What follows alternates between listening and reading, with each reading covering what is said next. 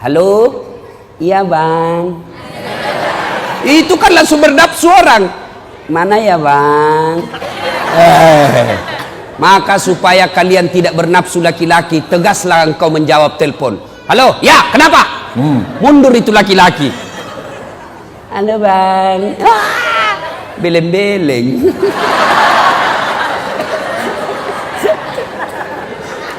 Bagaimana kalau perempuan dipanggil ibunya atau bapaknya?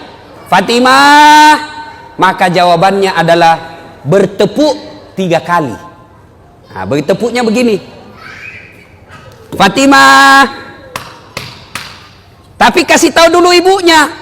Bu, besok-besok kalau ibu panggil saya begini, berarti saya lagi sholat. Kalau ibunya tidak tahu, Fatimah. Atau jangan salah tepuknya, dia tepuk. Itu tepuk pramuka itu bos.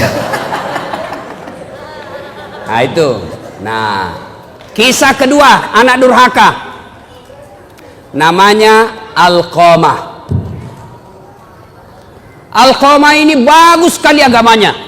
Di mana Nabi dakwah, di belakangnya ada Alqamah. Di mana Nabi berjamaah, di belakang ada Alqamah.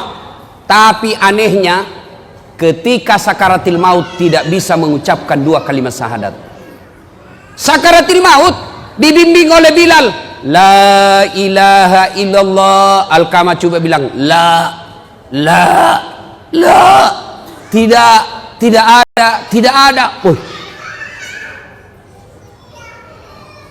Akhirnya Bilal lapor sama Nabi, ya Rasulullah, Alqamah sakaratil maut tidak bisa mengucapkan 2 kalimat syahadat, tolong anda doakan. Nabi heran, kok bisa? Alqamah kan baik agamanya, dia selalu berjamaah, dia selalu ikut pengajian, bagus bacaan, kok bisa? Didoakan oleh Nabi, tetap tidak bisa. Akhirnya Nabi punya kesimpulan, pasti ada dosanya besar ini anak. Kau cari bapaknya, bapaknya ternyata sudah meninggal. Cari ibunya, ketemu. Bilal berkata, Bu, mohon maaf, anak ibu si Alqamah sakaratil maut tidak bisa syahadat, mungkin ada dosanya sama ibu. Apa kata ibunya? Dia dapat sudah itu.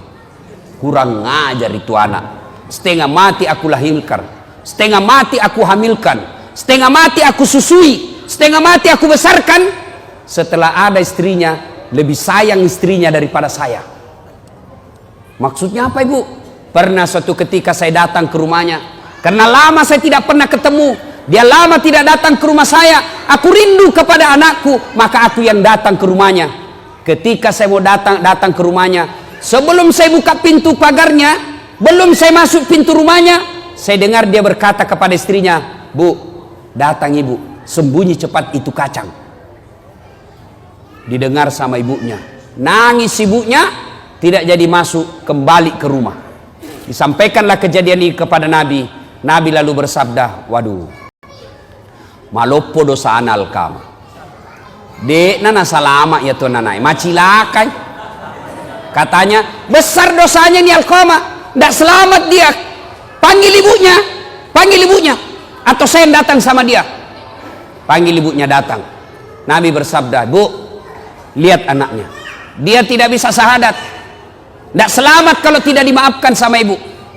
Dia bilang ibunya, biar saja, dia rasa supaya kurang ngajar itu anak. Kata Nabi, Bu, kalau begitu lebih baik saya bakar api dunia daripada apinya neraka yang bakar. Karena kalau api dunia masih ringan dibanding api neraka. Adik-adik, api itu ada 3-4 tingkatan. Bapak-bapak, ada yang tahu berapa tingkatan api? Berapa dek? 4. Api tingkatan pertama warnanya merah, itu warnanya perokok. Ada perokok di sini? Ada? Berhentilah merokok pak. Bapak kalau merokok itu sama membunuh orang Palestina. Itu biasa orang perokok kan seperti kayak beleng-beleng. Ini aja kerjanya.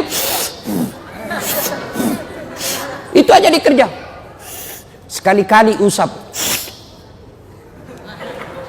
Isap kunyah. Jangan dibuang bos. Kok kasih rugi kita. Baru-baru meninggal istrinya Indro Warkop. DKI apa itu? Yang tukang lucu-lucu itu? Warkop DKI. Indro meninggal istrinya. Gara-gara apa? Kena kanker paru. Gara-gara apa? Karena suaminya selalu merokok, istrinya kena kanker karena selalu mengisap asap rokok. Apa ini merokok ini? Berhenti merokok, Pak. Jangan marah ya. Bapak kalau marah terserah, saya sudah mau pulang besok. Berhentilah merokok. Ini bapak-bapak anaknya dilarang merokok. Awas kalau kau merokok, awas, awas, awas. Saya tempelin kau kalau saya dapat kau merokok. 10 menit dia bilang, "Pi, kau belikan saya rokok, nak." Maksud lo? Ada juga ustadz di sini merokok. Ada ustadz. Kalau ada ustadz merokok, ustadz beleng-beleng. Masa anak santri dilarang merokok baru dia merokok di depan santri? Tidak boleh, Pak.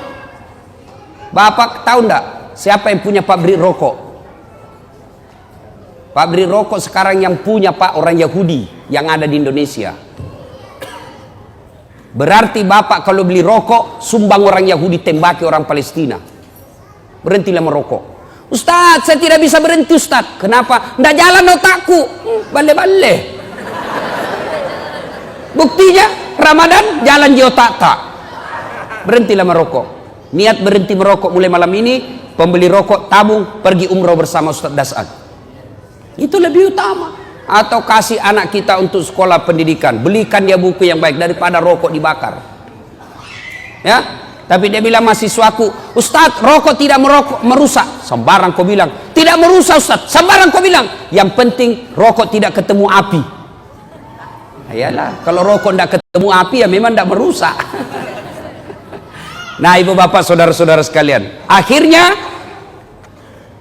tingkatan pertama warnanya merah. Tingkatan kedua dibakar 1000 tahun warnanya biru seperti kompor gas. Bakar 1000 tahun warnanya menjadi putih seperti tempat-tempat itu pembukaan timah, pabrik tambang. Itu warnanya putih apinya sehingga tidak kelihatan kalau dia disemprot. Bakar 1000 tahun, inilah apinya neraka, warnanya hitam.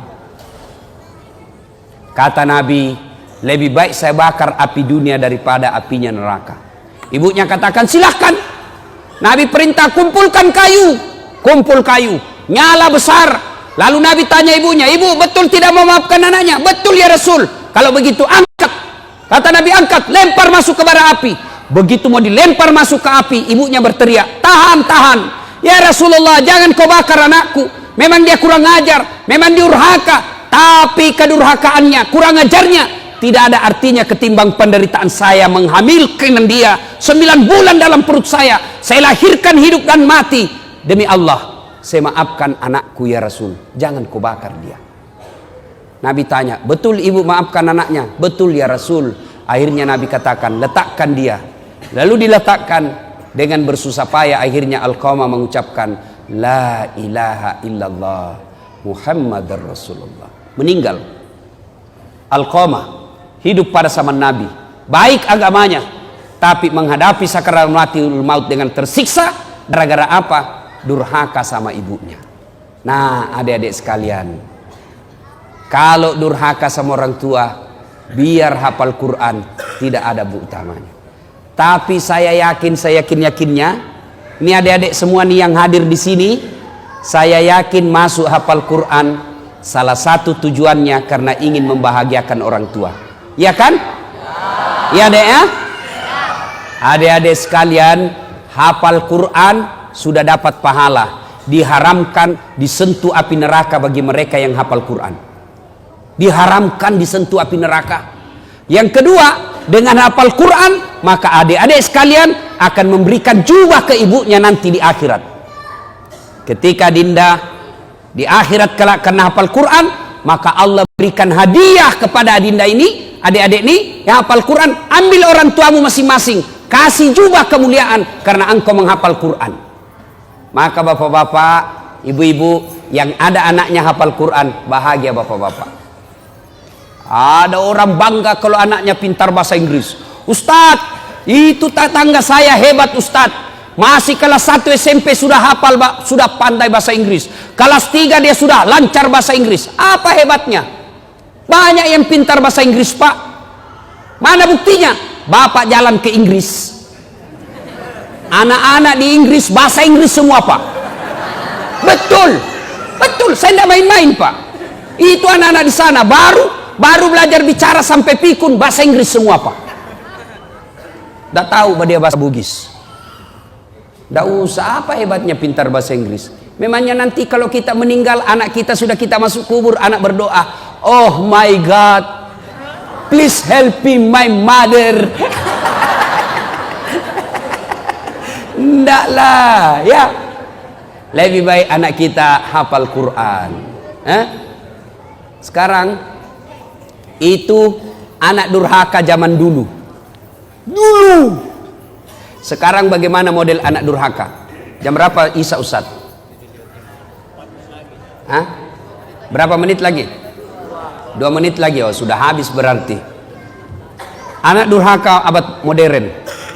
Kira-kira tahun lalu di Sulawesi Selatan ada anak usia 22 tahun lepas dari di apa itu opname karena dia penyakit diabetes, masuk di opname, keluar opname, besoknya langsung mau pergi naik motor, dilarang sama ibunya. Nah, kau baru keluar dari rumah sakit makan ongkos, kalau kau keluar sakit lagi kamu, jangan kau keluar nak. Saya mau keluar, dilarang sama ibunya. Marah ini anak, dia tempeleng ibunya. Ditempeleng ibunya, dilihat sama bapaknya. Kurang ajar ini anak. Mamanya ditempeleng. Datang bapaknya, dia pukul, melawan ini anak. Bapaknya usia 60 tahun, ini anak usia 22 tahun. Duel berkelahi. Jatuh bapaknya, pingsan, dia seret masuk ke gudang, dia cungkil 2 belah mata bapaknya. Meninggal bapaknya, Pak. Meninggal bapaknya. Tangkap sama polisi. Beberapa hari kemudian meninggal juga ini anak, tidak ada yang mau sholati. Sempat ribut di medsos di Sulawesi Selatan. Anak durhaka zaman sekarang. Apalagi anak durhaka. Saya mau pergi ceramah di Sulawesi Selatan, mau pergi takziah. Tiba-tiba ada ibu-ibu menangis. Ustadz, tolong datang ke rumah saya, Ustadz. Nangis, Ustadz, tolong bantu saya. Kenapa ibu? Tenangkan ibu, tarik nafas. Tenang ibu. Meninggal suamiku, Ustadz. Tolong datang ke rumah, saya tidak tahu urus bagaimana cara. Saya bilang, bagaimana? Mana semua anak-anaknya? Anakku sibuk semua, Ustaz. Saya datanglah ke rumah itu. Begitu saya datang di rumahnya, saya bilang, Bu, mana nomor teleponnya anaknya? Saya minta nomor telepon anaknya, lalu saya teleponlah anaknya yang pengusaha di Samarinda. Orang kaya di Kalimantan. Tabe, Daeng, meninggal bapaknya. Apa kata ibunya, bapaknya? Daeng, ada berita duka, meninggal bapaknya di Makassar. Apa kata anaknya? Oh, sudah lama memang sakit itu bapakku, Ustaz. Jadi saya bilang, jadi bagaimana Deng? Ditunggu atau tidak? Apa jawabannya? Tidak usah ditunggu, Ustaz. Biar saya pulang tidak merubah keadaan. Jadi bagaimana? Silakan kirim SMS nomor rekeningnya Pak Ustaz. Biaya pemakaman dan pengurusan jenazah saya transfer, Ustaz saja yang ngurus. Anak durhaka, Pak. Bapak mau punya anak seperti itu? Mau punya anak seperti itu? Tentu tidak mau. Mau punya anak yang soleh dan soleha? Mau punya anak yang soleh dan soleha? Masukkan ke pondok anak kita. Coba kalau anak kita di pondok, Pak. Coba anak kita di pondok, sholat 5 waktunya berjamaah, makannya jelas halal, ucapan-ucapannya jelas tidak pernah bicara kotor, jelas dia tidak akan tersentuh oleh yang bukan muhrimnya, makanannya bagus, meskipun barangkali tempe, meskipun ala kadarnya, tapi halal. Tapi kalau anak kita di luar, mungkin di rumah makanannya ayam, tapi kalau dia keluar rumah, apa yang dimakan? Narkoba.